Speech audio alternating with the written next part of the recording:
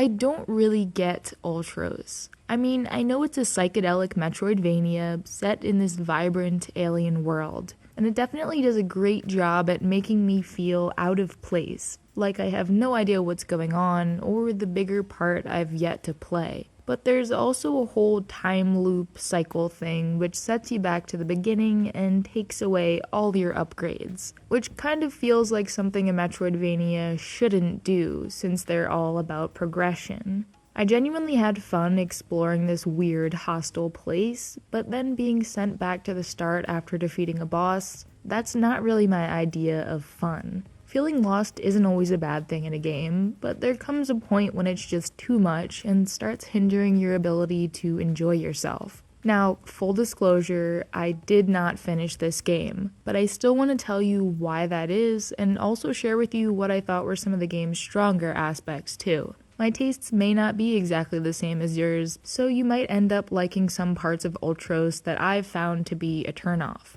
Okay, let's start from the beginning. You wake up with nothing but some snazzy sneakers on your feet. So you go find a sword and get to cutting down monsters and trying to figure out what's up. You'll meet some characters who say some cryptic things. For example, you learn that you can plant these seeds in the ground. What are they for? I don't know, but it all looks pretty. That happens a lot, actually. A big part of more abstract creative displays like this one lies in their ambiguity. But as a game, I kept finding myself confused, backtracking, not sure why certain elements were included or implemented in such a tedious way. I guess I just didn't understand going in how big a part the time loop thing would play. The first hour or so of the game, which is what's available to play in the demo, had your typical Metroidvania setup, and it left me wanting more. But after defeating the first boss, you wake back up right at the beginning, all your upgrades gone. In order to get your double jump back, you have to trek all the way through this ginormous map, which, don't get me wrong, is really fun the first time, but it gets old quickly. And then there's the world itself. I really would have liked to see some more variety in these different areas because everything felt the same to me. I love the art and the overall vibe, but it's kind of impossible to navigate this place without pulling up the map in just about every other room you enter. But then, there would be times when I made a cool discovery, learned a little more about this world, backstory stuff, that made me want to keep going a little while longer. And I really enjoyed the movement and combat too. There's a big variety of moves you can unlock and chain together, and pulling them off does feel really satisfying. Combat and movement in general is super smooth and flowy, which does match the art style perfectly. I also enjoyed the few bosses I fought, which is not something I usually say. They felt really fair, rewarded you for being patient and taking the time to learn their attacks. It's just that finding and getting to these fights can quite honestly be exhausting.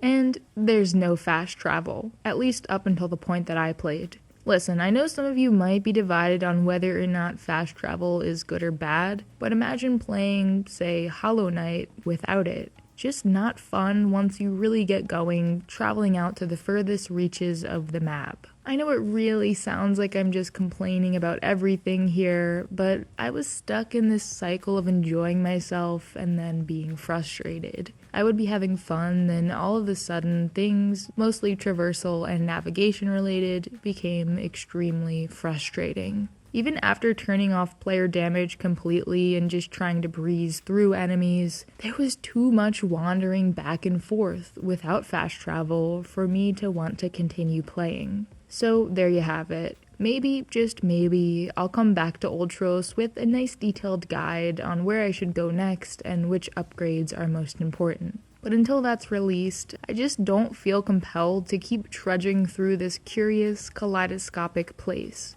I'd really like to hear your opinions on the game if you end up playing it, and I hope that someone found this jumbled up review helpful in some way. I generally try not to be negative on this channel, but I was disappointed with this one. Thanks for sticking around to the end, and I hope you have a wonderful rest of your day.